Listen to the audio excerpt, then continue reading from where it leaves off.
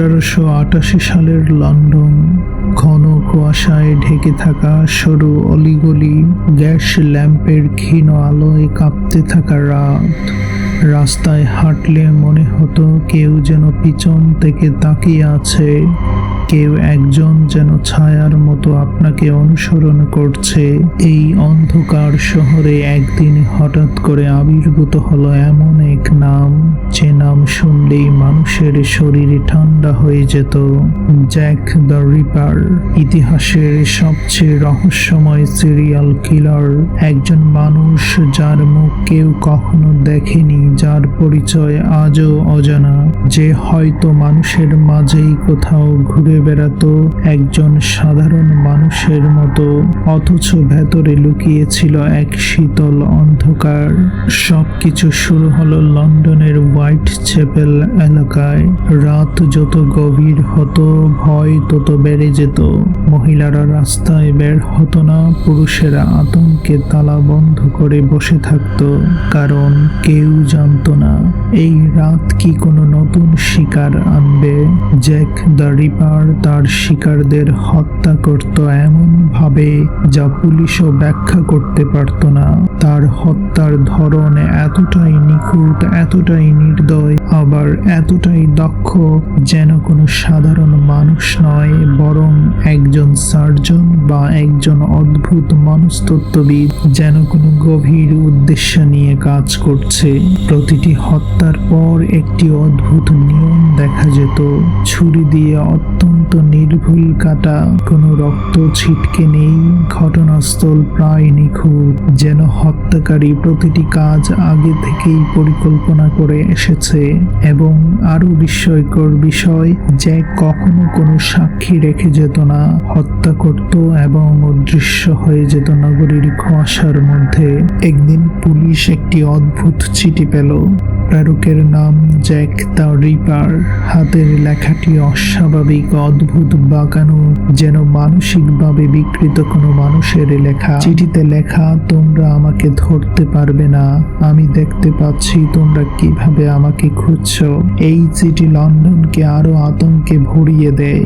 এরপর আসে from hell letter, যা ইতিহাসে সবচেয়ে ভয়ঙ্কর অপরাধী চিঠিগুলোর একটি। চিঠির ভেতর ছিল একটি মানুষের কিডনি, যা নাকি তার একটি শিকার থেকে কেটে নেওয়া হয়েছিল। এই চিঠির মতো ঠান্ডা, নির্মম বার্তা পৃথিবী খুব কম দেখেছে। পুলিশ সন্দেহ করেছিল এটি কোনো ডাক্তার হতে পারে, কেউ হয়তো মৃতদেহ নিয়ে গবেষণা করে, কিংবা হয়তো সে ছিল একজন পাগল প্রতিভা।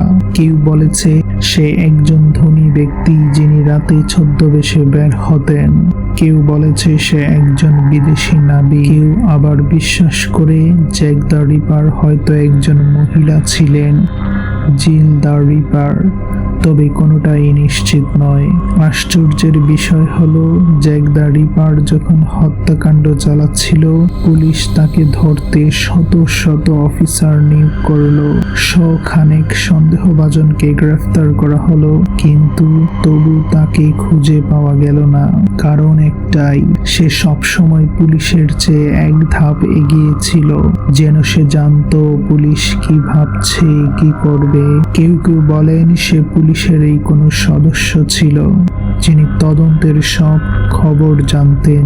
আরো ভয়ানক বিষয় হলো, 1888 সালের পর হঠাৎ করেই জ্যাক দ্য রিপারের হত্যাকাণ্ড থেমে যায়। কোনো চিহ্ন নেই, কোনো সিগন্যাল নেই। সে কোথায় গেল? মারা গেল, নাকি দেশ ছেড়ে পালালো, নাকি সে শুধু তার লক্ষ্য পূর্ণ করে গিয়েছিল? আজও জ্যাক দ্য রিপার ইতিহাসের সবচেয়ে বড় রহস্যগুলোর একটি। সমসাময়িক তদন্তে তার পরিচয় জানা যায়নি, আধুনিক ডিএনএ পরীক্ষা করেও সঠিক পরিচয় মেলেনি। বিশ্বের শত শত গবেষক, ইতিহাসবিদ, পুলিশ বিভাগ আজও একটাই প্রশ্নে থমকে আছে, জ্যাক দ্য রিপার আসলে কে ছিল? সে কি একজন প্রতিভাবান পাগল ছিল, নাকি একজন ডাক্তার, নাকি কোনো রাজকীয় পরিবারের লোক, নাকি এমন একজন মানুষ যে আলো থেকে দূরে অন্ধকারে বাঁচত? আজও কেউ জানে না। তার পরিচয় অজানা বলেই হয়তো জ্যাক দ্য রিপার মানুষের মাঝে এখনো ভয় জাগায়। এক নাম, এক ছায়া, যে হয়তো মানুষের ভিড়ের মধ্যেই দাঁড়িয়েছিল, হয়তো কারো সাথে কথা বলতো, হয়তো কারো পাশ দিয়ে চলে যেত, কিন্তু কেউ জানতো না এই সাধারণ মানুষটি আসলে ইতিহাসের সবচেয়ে অন্ধকার রহস্য। জ্যাক দ্য রিপার একটি নাম নয়, এটি এক অদৃশ্য আতঙ্ক, এক অসম্পূর্ণ গল্প, এক উত্তরহীন প্রশ্ন। জ্যাক দ্য রিপার একটি নাম নয়, এটি এক অদৃশ্য আতঙ্ক, এক অসম্পূর্ণ গল্প, এক উত্তরহীন প্রশ্ন, যা আজও কুয়াশার মতো লন্ডনের উপর ঝুলে আছে। বন্ধুরা, আমার আলোচনাটি ভালো লেগে থাকলে অবশ্যই সাবস্ক্রাইব করে যাবেন।